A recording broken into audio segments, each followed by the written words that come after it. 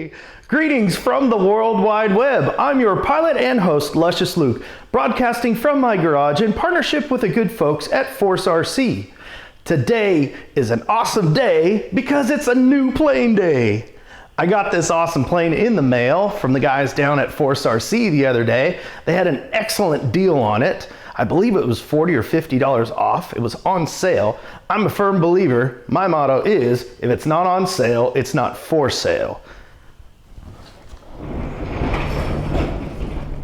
Here it is. This thing is awesome.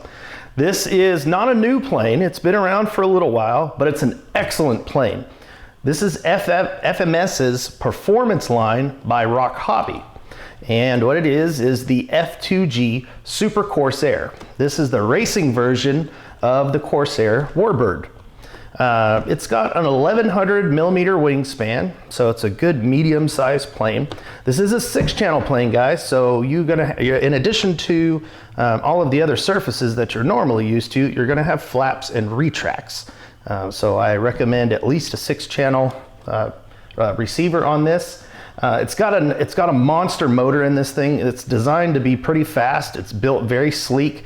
It's very robust. It's got rigid attachment points. Everything is bolted together. There's no gluing on this thing at all. It's got a 70 amp ESC with a 5 amp SBEC. So you're gonna have plenty of power to run everything in this bird. For the motor, it's got a 3648 770 kV brushless outrunner.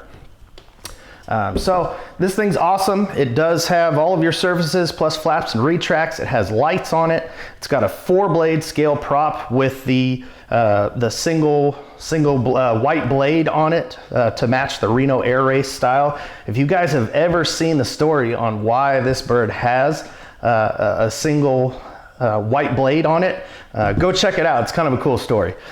So let's go ahead and tear this thing open and get into the nuts and bolts of everything, see what comes in the box, and we're gonna put it together today too. All right, here we are, guys. Let's tear this thing open. Inside, you've got your standard RocHobby user manual. I always urge people not to throw this away. Although this is a very simple assembly, there's very few parts that you have to assemble on this. Save this because it does have information on dual rates and expo. This is a pretty fast bird, so I would definitely recommend at least starting with what they recommend in this manual as far as the dual rates, because it is so fast. If you have big exaggerated movements on any of your surfaces, it's a recipe for disaster. Keep that. First thing out of the box, this really cool 4-blade prop. This is a scale prop. It does have the one white blade. Again, go check out the story of why this thing does have a white blade on it.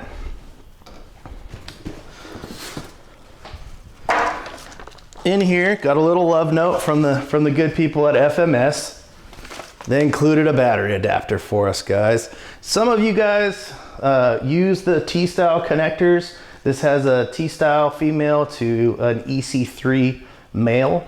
So depending on what type of battery you use, I probably won't necessarily use this because I do like to solder my own connections. I usually use a different type connection. First main thing out of the box, this is a 1-piece wing design. This thing is incredible. What really drew me to this bird, this is actually my second RocHobby Super Corsair. Unfortunately, my first one burned up in a garage fire. This does have the retracts already pre-installed. Servos are pre-installed, both for the ailerons and the flaps. It does have leading edge lights on the front.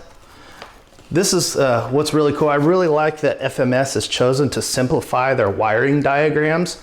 Everything is labeled here that goes into your receiver, but they have a little collection port right here that really collects all of your servos into one nice little box here, and then it just have your 3 outs for your aileron, flap, and your landing gear. So this thing's very rigid. very little flex. Due to the inherent wing design of these Corsairs, they're going to be pretty rigid. It's nice and thick and beefy. It does have some supports in here, so I don't think you guys are going to have to worry about that thing breaking under abnormal G-forces. Here's your tail section. Dual tails, dual elevators, I'm sorry. You're going to have one elevator servo, which will tie it together. But you do have 2 control horns spots right there. Next thing out of the box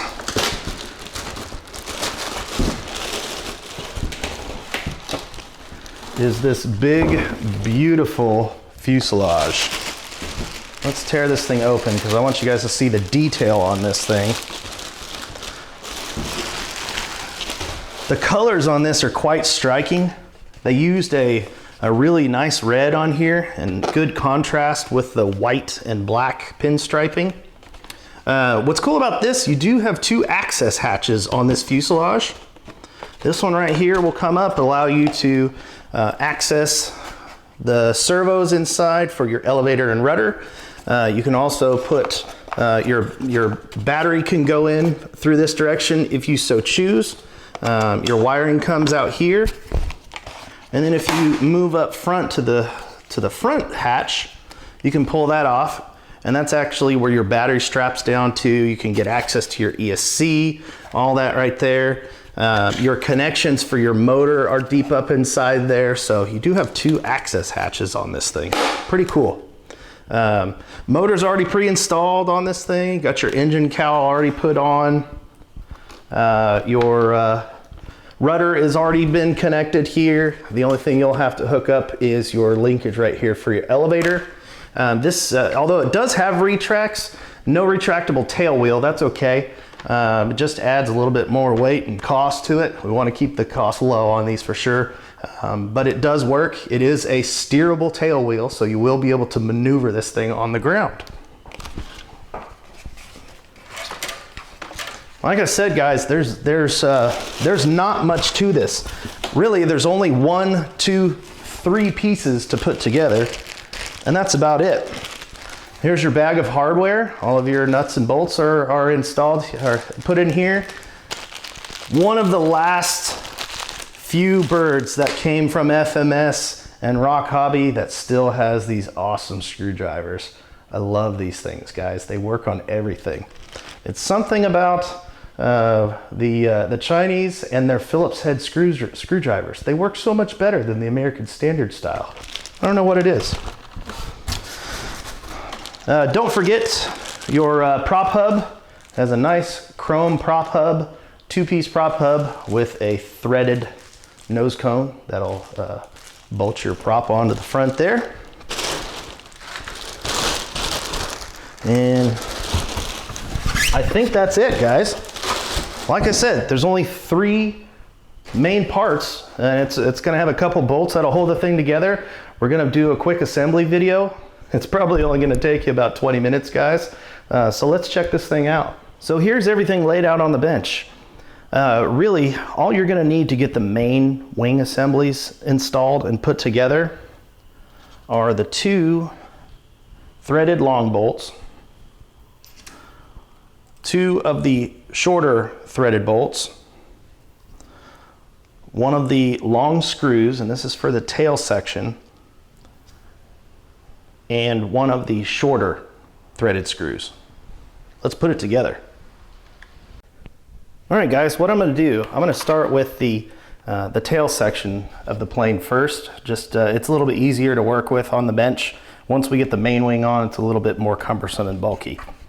What I'm gonna do is go ahead and remove this hatch here and remove the front hatch. I like to get these things out of the way just in case you need to access anything in the inside. Go ahead and sort your wires out here. You're gonna have 1 for the rudder servo, 1 for the elevator servo, and this one up here is gonna be your ESC or speed control. All right, so all we're gonna do, take the tail section here. It's keyed. It can really only go one way. It's going to slide in and other way, it doesn't slide in very well, so you really can't get it wrong. It's not going to go together the wrong way. Just go ahead and slide it down in there like that. As you can see, it kind of lines up really nicely here. And this really only takes 2 screws. What you're going to do, you're going to take, I'm going to start with the smaller screw, and that's just going to go right in up here. Take your trusty FMS screwdriver and go ahead and tighten that one down. On foam, guys, you always want to make sure you don't over tighten things because you'll start distorting the foam, and you'll end up sinking these gussets into the foam, and it just doesn't look right. There's really no backing out of that.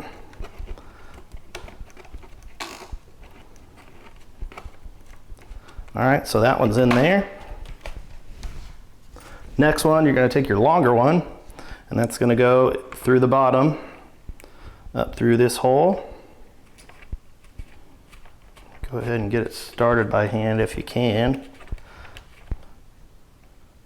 And again, go ahead and tighten that one all the way down until it starts biting into the plastic.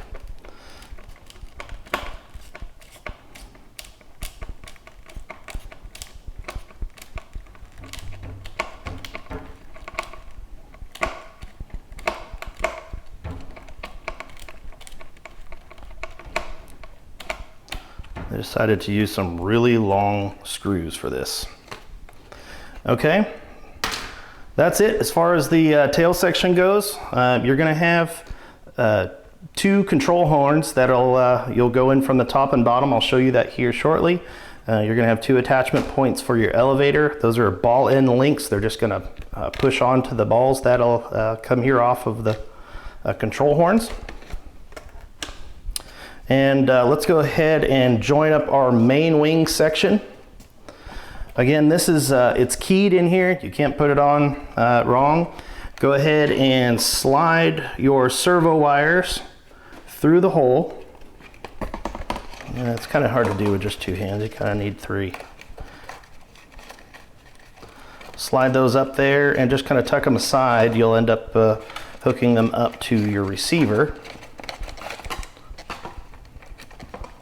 Again, those are for your ailerons, flap, and retracts. They are servoless retracts. Pretty cool. All you're going to do is sink the front end down first. Get that tucked up in there. You may have to position this little collection of servo wires just right. You can kind of tuck that up in there if it's in the way, just like that. And we'll sneak our wires down through here.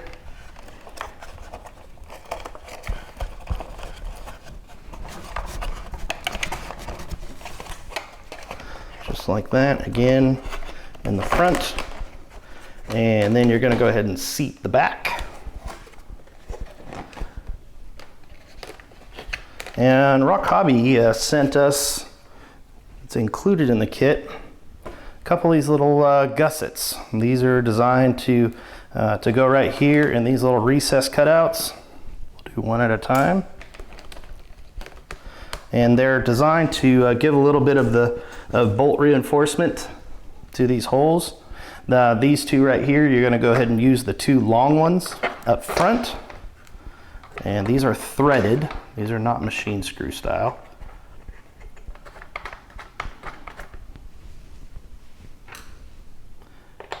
And go ahead and tighten those down. Sometimes you might need to tweak the wing a little bit just to get them to start in there. They are threaded, so please try your hardest not to strip them out or cross thread them. Otherwise you will be out of luck.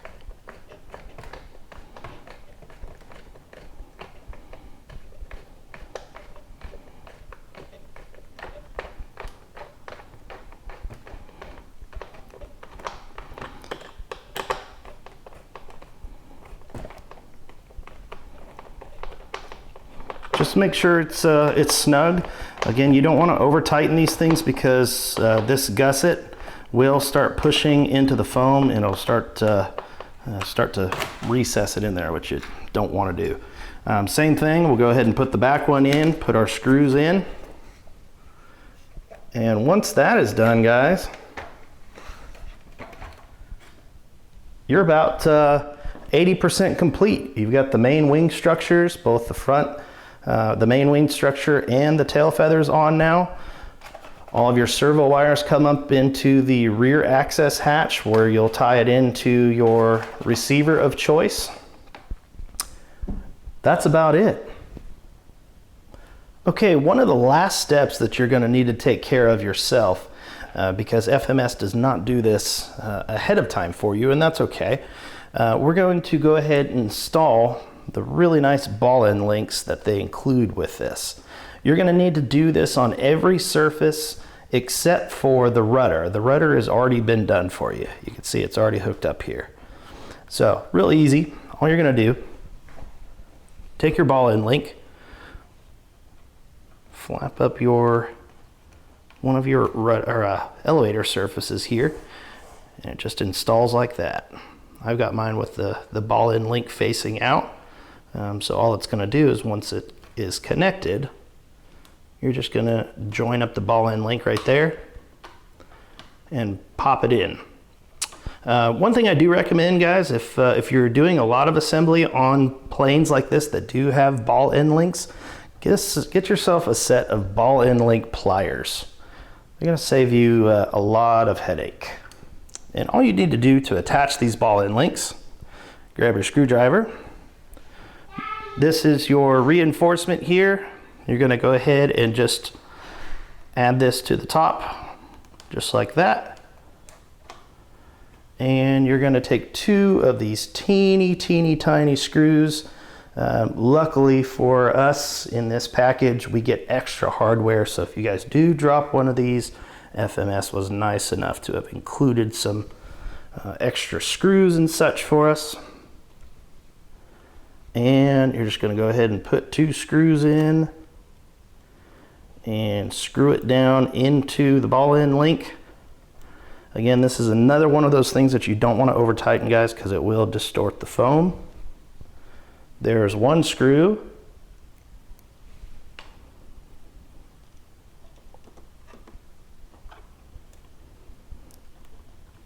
And there's the 2nd screw. Just snug it down ever so slightly. And what that'll allow you to do on the bottom, you'll be able to see your ball end link right there. Once you get your servos set wherever they need to go, these rods right here are threaded, so you will be able to spin them in and out if you need to make some minor adjustments. This has dual elevators right here. It's 1 servo, however, so you have to get them set just right to where they are even with the wing root right here. And then you can spin your ball end link clevis out a little bit, attach it there, pop it right on, and you should be good to go. You guys, you're going to go ahead and need to repeat that step for your ailerons and your flaps. So there'll be a couple more ball end links, and then of course the second side of your elevator.